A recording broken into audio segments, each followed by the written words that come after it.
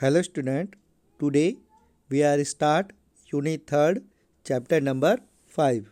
The name of the chapter is primary activities.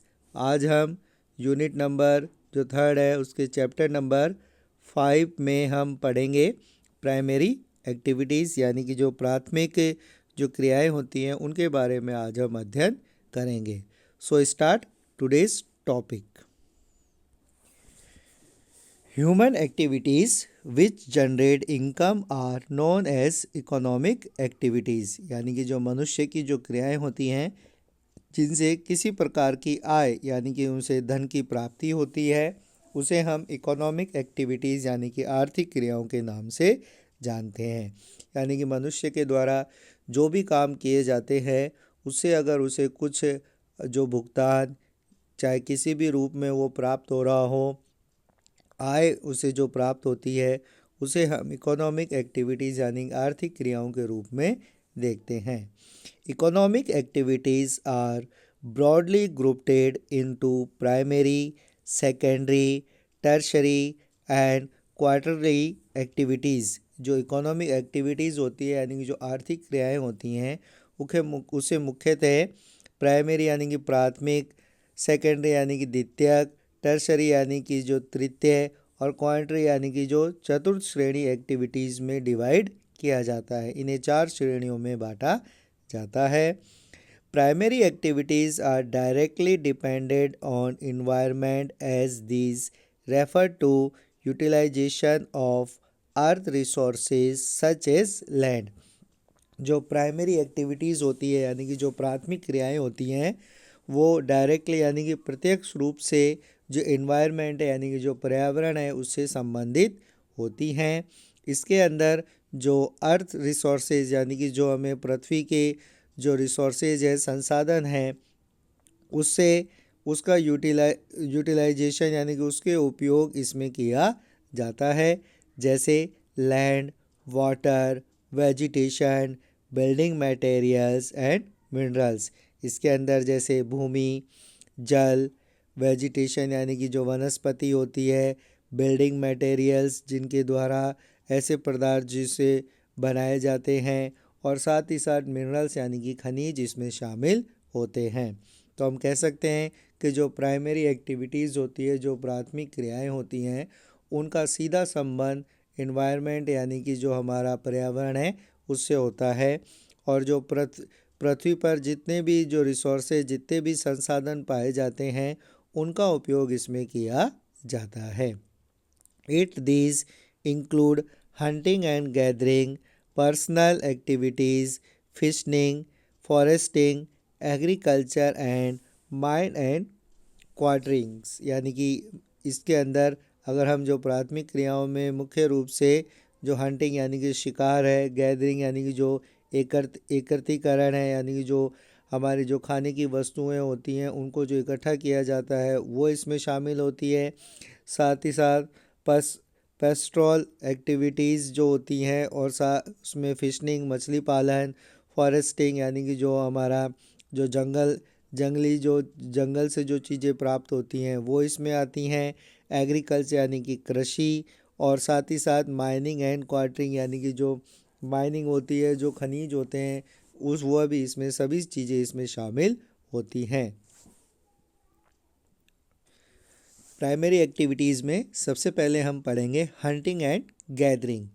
The earliest human being depended on their immediated environment for their substance. यानी कि जो प्रारंभिक काल में जो मनुष्य होता था वो पूर्ण रूप से इन्वायरमेंट यानी कि पर्यावरण पर निर्भर करता था. अपने जीवन यापन करने के लिए प्रारंभिक मनुष्य पूर्ण रूप से जो पर्यावरण है उस पर निर्भर करता था. The substance on animal which they hunted यानी कि उसमें जो मुख्य रूप से जो एनिमल्स जो मनुष्य है वो अन्य जानवरों का शिकार करता था. And eatable plant which they gathered on forest in the vicinity. यानी कि जो ईटेबल प्लांट होते थे यानी कि जिन पेड़ पौधों से जो उसे खाने के लिए जो पदार्थ मिलते थे उन सभी चीज़ों को एकत्रित करने का वो काम करता था। Prime primitive societies depended on wild animals, ज़्यादातर जो सोसाइटीज़ होती थी, ज़्यादातर जो समुदाय थे वो वाइल्ड एनिमल यानी कि जो जंगली जानवर है उस पर निर्भर करते थे। Peoples located in very cold and extremely hot climate survive on hunting, और शिकार के लिए लोगों को बहुत ही ठंडे और इस तरीके से एक्सट्रीमली हॉट यानी कि बहुत ही गर्म और ठंडे क्षेत्रों में रहना को मिलता था। जैसा कि हमने जो पहले फर्स्ट लेसन है उसमें हमने अदर जो different different type of peoples के हमने देखे, जहाँ पे हमने देखा जो एस्किमोज होते हैं वो बहुत ही कोल्ड एरियाज़ में रहते थे, और वहीं हमने जो बुशमैन जो देखे हैं वो बहुत ही हॉट एरियाज़ में रहते थे और उन्हें जो हंटिंग यानी शिकार के लिए यहाँ पर जीवन यापन करना पड़ता था।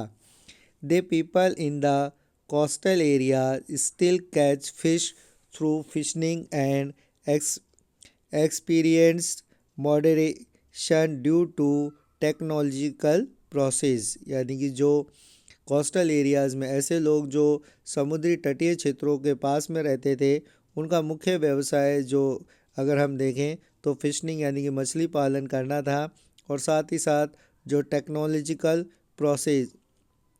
प्रोग्रेस यानी कि जो आगे जाकर इसमें जो तकनीकी विकास हुआ उसके कारण अब यह बहुत बड़ी मात्रा में किया जाने लगा। Many species now have become extinct of ended due to legal hunting, और हमने देखा है कि बहुत सारे जो क्षेत्र हैं उसमें हम ये देखते हैं कि जो इलीगल हंटिंग यानी कि जो कई ऐसे क्षेत्र हैं जिन्हें अब हंटिंग यानी कि शिकार के लिए प्रतिबंधित कर दिया गया है, वहाँ शिकार खेलना बिल्कुल बंद कर दिया गया है।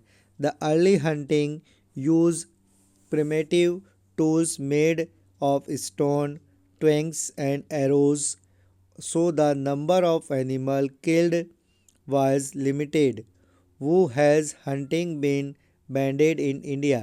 यानी कि अगर हम देखें जो प्रारंभिक समय में जो हंटिंग यानी कि शिकार के लिए मुख्यतः परंपरागत टूल्स यानी कि जो औजार होते थे उनका इस्तेमाल किया जाता था, जो स्टोन यानी कि पत्थरों से, ट्विंग्स यानी कि जो हड्डियों से और सींगों से बने होते थे, इस तरीके के हथियारों का इस्तेमाल किया जाता था, जिसके कारण बहुत ही लिमिटेड यानी कि जो हंटिंग होती थी बहुत लिमिटेड यानी कि एक सीमित मात्रा में जो जानवर थे उनको मारा जाता था।